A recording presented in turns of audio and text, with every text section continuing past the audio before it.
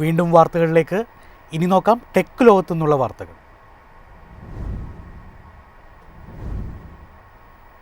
ഉപഭോക്താക്കളുടെ കോൺടാക്ട് ലിസ്റ്റിലെ വിവരങ്ങൾ ട്രൂകോളർ പൂർണ്ണമായും സ്വകാര്യമായി സൂക്ഷിക്കുന്നതായി ട്രൂകോളർ മേധാവി.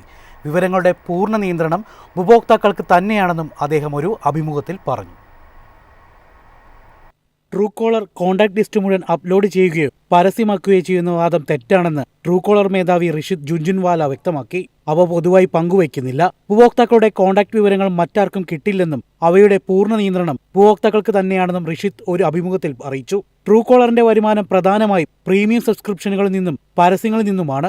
സുതാര്യതയ്ക്ക് ഏറെ പ്രാധാന്യം നൽകുന്നുവെന്നും റിഷിത് കൂട്ടിച്ചേർത്തു. ട്രൂകോളർ സേവനത്തിനായി ഫോൺ നമ്പറുകളും പേര് പോലുള്ള അടിസ്ഥാന വിവരങ്ങൾ മാത്രമാണ് ശേഖരിക്കുന്നത്. കോൺടാക്ട് ലിസ്റ്റ് മുഴുവൻ അപ്ലോഡ് ചെയ്യുന്നില്ല. ഉപഭോക്താക്കൾക്ക് അവരുടെ ഡാറ്റ എപ്പോൾ വേണമെങ്കിലും അപ്ലോഡ് ചെയ്യാനോ നീക്കം ചെയ്യാനോ സാധിക്കും. മറ്റ് സമാന സേവനങ്ങളിൽ നിന്നും വ്യത്യസ്തമായി ട്രൂകോളർ കമ്മ്യൂണിറ്റി അടിസ്ഥാനത്തിലുള്ള തത്സമയ റിപ്പോർട്ടുകളാണ് നൽകുന്നത്. ഒരു കോളിന് പിന്നിലെ ഉദ്ദേശവും തട്ടിപ്പുകളുടെ സ്വഭാവവും ഉൾപ്പെടെയുള്ള വിവരങ്ങൾ ഉപഭോക്താക്കൾക്ക് ലഭ്യമാക്കാൻ ട്രൂകോളർ പ്രാപ്തമാണ്. സ്പാം കണ്ടെത്തൽ സംവിധാനം പൂർണ്ണമായും ഉപഭോക്താക്കളുടെ റിപ്പോർട്ടുകളെ ആശ്രയിച്ചാണ് പ്രവർത്തിക്കുന്നതെന്നും റിഷിത് വ്യക്തമാക്കി. സ്വീഡനിൽ നിന്നുള്ള കോളർ ID പ്ലാറ്റ്ഫോമായ ട്രൂകോളർ അജ്ഞാത ഫോൺ കോളുകളെക്കുറിച്ചുള്ള വിവരങ്ങൾ നൽകി ഉപഭോക്താക്കളെ സഹായിക്കുന്നു. 2025 ഏപ്രിലെ കണക്കനുസരിച്ച് ട്രൂകോളറിന് ആഗോളതലത്തിൽ 45 കോടി പ്രതിമാസ സജീവ ഉപഭോക്താക്കളുണ്ട്. 27.26 കോടിയിലേറെ പ്രതിമാസ സജീവ ഉപഭോക്താക്കളുമായി ഇന്ത്യയാണ് ട്രൂകോളറിന്റെ ഏറ്റവും വലിയ വിപണി. News desk MyFin TV. ചൂടാകുമ്പോൾ നിറം മാറുന്ന ഫോണുമായി ചൈനീസ് ഫോൺ നിർമ്മാതാക്കളായ ഓപ്പോ അടുത്തിടെ പുറത്തിറക്കിയ റെനോ 40 സ്മാർട്ട് ഫോണിൻ്റെ പ്രത്യേക ദീപാവലി പതിപ്പാണ് അവതരിപ്പിച്ചിരിക്കുന്നത്. പ്രമുഖ സ്മാർട്ട് ഫോൺ നിർമ്മാതാക്കളായ ഒപ്പോ അടുത്തിടെ പുറത്തിറക്കിയ റെനോ 14 സ്മാർട്ട് ഫോണിന്റെ പ്രത്യേക ദീപാവലി പതിപ്പ് അവതരിപ്പിച്ചു. സ്റ്റാൻഡേർഡ് വേരിയന്റിൽ കാണാത്ത ഒരു സവിശേഷ ഡിസൈൻ ഘടകം ഇതിൽ ഉൾപ്പെടുന്നു. ദീപാവലി പ്രമാണിച്ച് ഈ എക്സ്ക്ലൂസീവ് മോഡലിന്റെ പിൻ പാനലിൽ ക്രമീകരിച്ച ഒരു രംഗോലി ഡിസൈനാണ് ഇതിനെ വേറിട്ട് നിർത്തുന്നത്.